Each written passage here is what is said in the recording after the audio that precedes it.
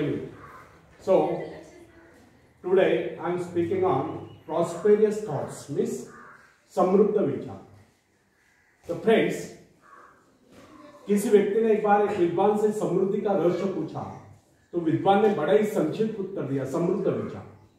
कितने हैरानी की बात है कि इतने जटिल प्रश्न का इतना सरल उत्तर, और उत्तर जितना सरल उतना ही सुनिश्चित भी. कितनी सरल और सुंदर बात है कि जिस व्यक्ति के विचार समृद्ध हो गए उसके परिवार में ही समृद्धि होगी. अब एक छोटा सा सवाल हम यहां उठाते हैं कि आप अपने भाग्य को बदलना चाहते हैं? यदि हाँ, तो क्या सड़े गले रूढ़िवादी विचारों के चलते आप अपने भाग्य को बदल सकते हैं? इसका सटीक और संक्षिप्त उत्तर नहीं. यदि हमें अपने भाग्य को बदलना है, उसे जगाना है, चमकाना है, तो सबसे पहले हमें अपने विचारों को बदलना होगा, विचारों में जागृति लानी होगी, विचारों को रोशन करना होगा. तब कहीं इस प्रयास में हम सफलता प्राप्त कर सकते हैं. किसी भी आदर्श को क्रियात्मक रूप देने के लिए आवश्यक है कि आप उस आदर्श अथवा ध्येय को अपने व्यक्तित्व का हिस्सा बनाओ. यदि आपका ध्येय अथवा आदर्श आपके साथ बना रहे तो इससे आपको प्रेरणा प्राप्त होती है. आपने देखा होगा कुछ प्रभु भक्त अपने इष्ट की कोई मूर्ति या कोई चित्र सदैव अपने साथ रखते हैं. यह क्या है? ये अपने इष्ट की स्मृति सदैव अपने साथ बनाए रखने की प्रेरणा है. इसी प्रकार हमें भी अपने कर्तव्य एवं लक्ष्य का ध्यान सदा बनाए रखना चाहिए. अपने ध्यान को इधर उधर बिखरने से शक्तियों का ह्रास होता है. फ्रेंड्स, यदि आज इसी से पनपने वाली किरणें एक ही स्थान पर केंद्रित की जाए तो इतने प्रभावशाली होते हैं तो इनसे आग पैदा हो सकती है, जबकि अव्यवस्थित और बिखरी हुई अवस्था में वे किरणें से प्रभावशाली सिद्ध नहीं होते. इसका भी यही कारण है कि जब वे किरणें एक ही स्थान पर होते हैं तो उनके संपूर्ण शक्ति का लक्ष्य एक केंद्र बिंदु होता है. लक्ष्य साधन के लिए एकाग्रता बहुत आवश्यक है. इधर उधर के अनावश्यक कार्यों में लगकर व्यक्ति अपनी क्षमताओं को नष्ट कर देता है. यदि व्यक्ति का आदर्श स्पष्ट रूप से उसके सामने बना रहे तो इससे उसे प्रेरणा प्राप्त होती है. इसलिए समृद्ध बनने के लिए आवश्यक है कि हमारे मन में निरंतर समृद्ध बनने के विचार बने रहे.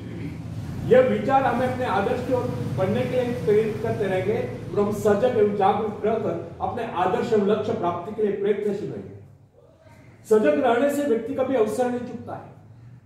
जिस कार्य की सदैव याद बनी रहती है, स्मृति बनी रहती है, जिसके विषय में व्यक्ति सोचता ही रहता है, उसको लेकर नए नए रास्ते भी उसके सामने आते रहते हैं. फ्रेंड्स, यह सृष्टि बड़ी ही विशाल और अनंत है. प्रकृति के भंडार असीमित, उनकी कोई तुलना नहीं, और प्रकृति का ऐसा भी कोई नियम नहीं कि उस भंडार पर किसी एक का अधिकार है. उस पर सबका समान अधिकार है. मगर उस खजाने को पाने के दावेदार सभी नहीं. उसे पाने के दावेदार वही लोग हैं जो उत्साही, जिनमें हिम्मत है, हौसला है, जो आत्मविश्वासी, जिनमें कुछ नया करने की क्षमता है. अकर्मण्य, निरीह, मूढ़ और डरपोक या आलसी लोगों को न तो उसे पाने का अधिकार है, ना वे उसे पा सकते हैं. यह तो उसे मिलेगी जिसने अपने भीतरी शक्ति को जान लिया है. फ्रेंड्स, यदि आप इस सृष्टि का अध्ययन करेंगे तो आपको पता चलेगा कि यह सृष्टि शक्ति के सूक्ष्म सूत्रों में बंधी है. इस प्रकार धीरे धीरे आप अपने हृदय की महान शक्ति की उपस्थिति को समझने लगेंगे. अब आपको कभी हताश न कर सकेंगे. वे आपको अपने अंधकारपूर्ण जाल में समाने में समर्थ न होते. हमारी संस्कृति का संदेश भी यही है कि आप अपनी व्यक्तिगत चेतना को जितना विस्तृत करेंगे, अपने आप में महान स्फूर्ति का अनुभव करते रहेंगे. पर ब्रह्म के साथ तादात्म्य स्थापित करने वाली यह स्फूर्तिदायक चेतना ही वास्तव में सुख है, और इस चेतना के क्षीण होने का नाम ही दुख है. यदि सुख सृष्टि से एकाकार रूप होने से उत्पन्न होता है तो दुख सृष्टि से विच्छिन्न एवं विलग होने से उत्पन्न होता है. फ्रेंड्स, जो व्यक्ति अपने आप को सृष्टि की इस विशाल चेतना का अंश मानकर नहीं चलता, उसे ऐसा प्रतीत होता है कि संसार में अकेला अनंत अस्तित्वपूर्ण समुद्र में भटकती हुई एक इकाई है, नाव है. अकेलेपन का यह विचार व्यक्ति को असहाय और बेसहारा बना देता है. वो अपने अस्तित्व को क्षुद्र समझ लेता है. वो अपने आप को नितांत असहाय अनुभव करता है. इस प्रकार की परिस्थिति में ही दुख का जन्म है. जब भी व्यक्ति अपने आप को सृष्टि से अलग कर लेता है, तब तक वह दुख उठाता है. वह स्वयं को अकेला महसूस करके भयभीत होता रहता है. रोगा भी क्यों नहीं?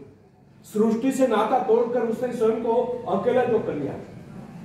इसके विपरीत जिस व्यक्ति ने सृष्टि से अपना संबंध जोड़ रखा है और तारतम्य बनाया रखा है, वह स्वयं को कभी अकेला नहीं समझता। उसे ऐसा अनुभव होता है कि प्रकृति निसर्ग उसका सहयोग कर रही है। वो अपने आप को समृद्ध अनुभव करता है क्योंकि प्रकृति के प्रति उसका दृष्टिकोण मित्र भाव का है। वह विराट सत्ता का एक अंश दिखाई देता है। यही भाव व्यक्ति में शक्ति और आत्मविश्वास पैदा करता है। फ्रेंड्स, आत्मविश्वास क्या है? अपने भीतर मौजूद शक्ति का एहसास ही आत्मविश्वास है। जो व्यक्ति अपने आप को सृष्टि से अलग कर लेता है, वह आत्मविश्वास से हीन रहता है। उसे प्रकृति के प्रति कभी स्नेह भाव नहीं होता। वह प्राकृतिक प्रक्रिया को अपरिचित और अपने प्रति षड्यंत्र मानता है। ऐसी स्थिति में प्रकृति के अनंत धन स्रोत, अनुपम सौंदर्य एवं समाप्त न होने वाले खजाने उसके लिए नहीं रह सकते। जिसे स्वयं पर विश्वास नहीं होता, वह किसी पर भी विश्वास नहीं करता। उसे ऐसा लगता है कि सब उसके दुश्मन है, सब उसका हिस्सा है। अब आप ही बताइए, ऐसा व्यक्ति अपने आप को समृद्ध कैसे अनुभव कर सकता है? जिसका अकेलापन और अविश्वास उसमें हीन भावनाएं पैदा कर देते हैं, ऐसा व्यक्ति कभी भी अपने भाग्य का निर्माण नहीं कर सकता। फ्रेंड्स, प्राय लोग ऐसे कहते सुने जाते हैं कि संसार की रचना इस प्रकार हुई कि यहाँ केवल कुछ लोग ही धनी और समृद्ध रह सकते हैं। शेष लोगों को अनिवार्य रूप से साधनहीन, निर्धन और दूसरों का मोहताज रहना पड़ता है। उनके विचारों में सृष्टि में सुख समृद्धि के साधन सीमित होने के कारण सभी लोग समृद्ध नहीं रह सकते। उनका यह विचार है कि संसार एक प्रतिद्वंदिता स्पर्धा है और जो उसमें सफल हो जाता है वही सुखों का उपभोग कर सकता है। शेष लोगों के भाग में दुख और कष्ट ही है। परंतु हमारा यह कहना है कि इन लोगों के ऐसे विचार अनुभवहीनता और अज्ञानता के कारण। प्रकृति ने तो अपने भंडार सभी के लिए खोल रखे। आप ऐसा क्यों सोचते कि आप भाग्यहीन है और भाग्यहीन हो? इस प्रकार की मिथ्या धारणा का आधार दिया हुआ। जब प्रभु ने इस सृष्टि की रचना की तो मनुष्य के लिए साधन नहीं जुटाए, परंतु ऐसा सोचना कदापि उचित नहीं। वस्तुतः प्रभु ने इस सृष्टि को अत्यंत संपन्न और सब प्रकार से पूर्ण बनाया। मनुष्य की आवश्यकताओं की पूर्ति के सभी पदार्थ इस धरती पर उपलब्ध है। यदि कोई इस निधि का प्रयोग नहीं कर पाता है तो इसमें उस सृष्टि निर्माता का क्या दोष?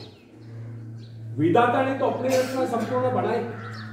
यदि कोई उसे ग्रहण करने में असमर्थ है, आनाकानी करता है, आलस्य में पड़ा रहता है, तो वह जगन्यता क्या कर सकता है? कहावत प्रसिद्ध है, आप घोड़े को पानी तक ले जा सकते हैं या पानी लाकर घोड़े के सामने रख तो सकते हैं, परंतु उसे पीने के लिए विवश नहीं कर सकते। यदि घोड़े को प्यास लगे तो पानी पीकर प्यास तो उसे शांत करनी होगी। अपनी गर्दन को झुकाकर पानी में मोह तो उसे डालना होगा।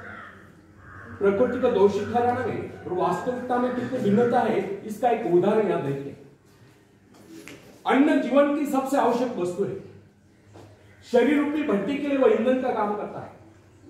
संसार में निर्धनों की प्रमुख समस्या दो की रोटी है। कुछ लोगों का यह कहना है कि अन्न की कमी है क्योंकि धरती उतनी उपजाऊ नहीं, खेती के लिए इतने साधन नहीं है, समय नहीं है।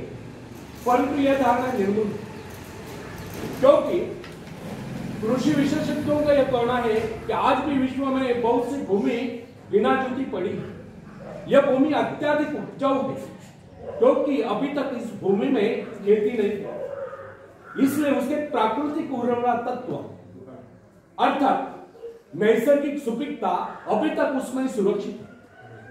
इन कृषि विशेषज्ञों को तो यह भी कहना है अगर इस सारी भूमि का सही ढंग से उपयोग किया जाए तो अन्न की कुल उपज 2 गुना नहीं तो कम से कम 1.5 गुना अवश्य होगी। फ्रेंड्स, व्यक्ति के जीवन की बात छोड़िए, सभ्यता के इतिहास का अध्ययन करने पर आपको यह मालूम हो जाएगा कि प्राचीन काल में लोग अपने घरों को प्रकाशित करने के लिए चर्बी का प्रयोग किया करते थे।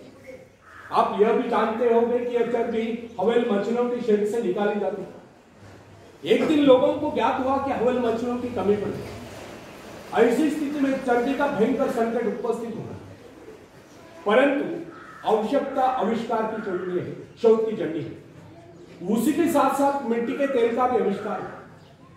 अब कुछ दिन पहले वैज्ञानिकों ने यह घोषित कर दिया कि मिट्टी के तेल की मात्रा भी सीमित है और इस बात की पूरी संभावना है कि कुछ वर्षों में मिट्टी के तेल के कुएं सूख जाए। इससे लोग एक बार फिर चिंतित हो गए, क्योंकि उस काल में शक्ति का मुख्य साधन तेल था, जिससे कल कारखाने और अन्य अनेक प्रकार के वाहन चल रहे थे। लेकिन अगले क्षण में वैज्ञानिकों ने इस प्रकार की घोषणा कर दी कि अणुशक्ति का प्रयोग प्रतिदिन की आवश्यकताएं पूरी करने के लिए किया जा सकता है।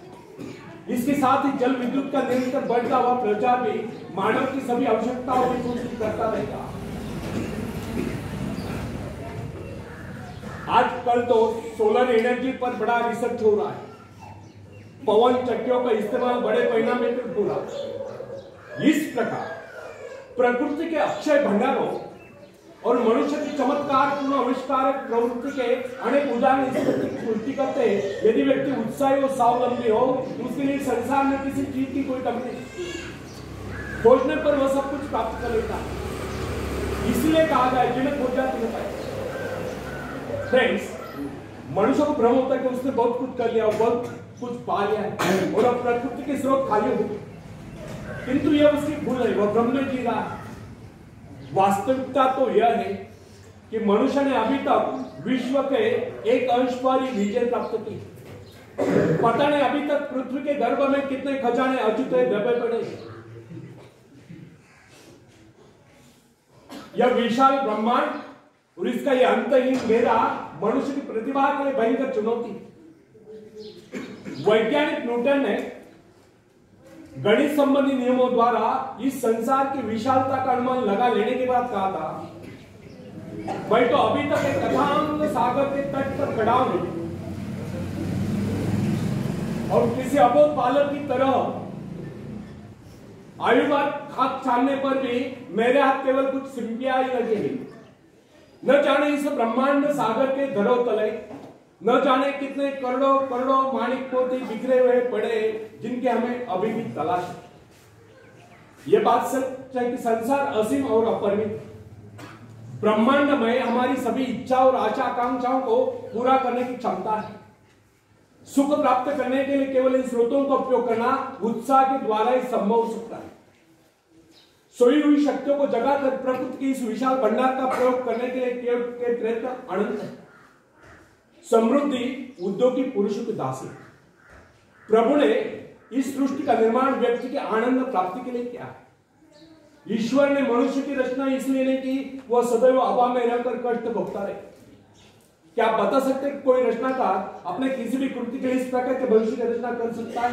कदापि नहीं। सच तो यह है कि हमारा जन्म सुख शांति पूर्वक जीने के लिए हुआ है। जीवन का अर्थ यंत्रणा नहीं, आनंद तथा उसका उपभोग है। अर्थात आनंद का अर्थ रुक्षांतर क्रीड़ा या अय्याशी नहीं। विलासिता और अय्याशी तो जीवन को पतन की गति ले जाते हैं। आनंद का वास्तविक अर्थ है व्यक्ति की सभी शक्तियों का पूर्ण विकास और विकसित क्षमताओं को विश्व कल्याण के लिए प्रयोग। नैतिक जीवन में एक प्रकार के संतुलन की सृष्टि करना है। आनंद का अर्थ है सुख, समृद्धि, शांति और सद्भाव का आगमन तथा दुख, दरिद्रता, ईर्ष्या, द्वेष आदि बुराइयों का नाश। आनंद जीवन का स्वर्गिक फल है। हृदय की स्वच्छता, दृढ़ता, धैर्य आदि बातें आनंद के लिए प्रारंभिक सीढ़ियां हैं। मनुष्य के जीवन में आनंद का आविर्भाव उस समय तक नहीं होता जब तक वो अपने मन से शंकाओं, संदेह, ईर्ष्या, द्वेष आदि बुराइयों को दूर नहीं करते। भय और शंका जीवन रूपी गंगा में विष खोल देते। बुराइयों का संघर्ष जीवन की समरसता को नष्ट कर देता है और समरसता का अभाव जीवन में विसंगतियां पैदा करता है और विसंगतियां जीवन के उज्जवल पक्ष पर इस प्रकार छा जाती है जैसे चांद पर ग्रहण। आशा, विश्वास, श्रद्धा आदि बातें जीवन को आलोकित करते हैं।